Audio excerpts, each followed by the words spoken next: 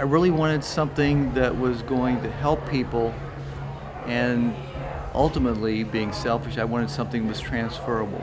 As you can see, I'm no youngster, and my goal was to build a business in my second career that I could transfer on to my kids, that would give them conditional passive income, or they could utilize the products and services to sell to another, or to use them for income to move on.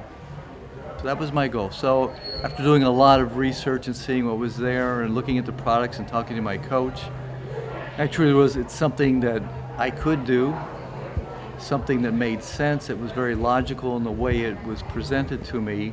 All my skepticism and questions were answered up front. They weren't candy coated. It wasn't a get quick rich scheme. It wasn't something that was going to happen overnight, but it's something that was there. It was logical, ethical, and I can be proud to represent it. And that's what really got rid of my skepticism. It answered all the questions. I'm 65, retired, and frankly, that was part of my interest, is to find a niche that would believe me. As I look to the younger generations, and okay, so everybody's younger than me these days. They're not going to look to me and say he knows a lot about this. I mean, I was born and raised before. I mean, the big deal for me was the fax machine. So, but I live around a lot of folks my age. I have a lot of friends of folks my age, and they're looking for things as well.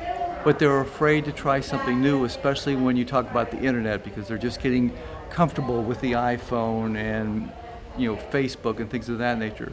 So my goal was, or is, literally to embrace what I know and help them understand. There's a lot of folks out there, you think they're really doing well, they got a pension, you get Social Security. It's never enough. It's never enough to live the way you want to live. And a lot of us aren't in a situation where we can go out and do physical labor, or spend a lot of time doing things other than being at home, or we just have limited hours. And to me, this is the perfect opportunity for them to increase their income as much or as little as they need or want, and enjoy it and meet a lot of great people.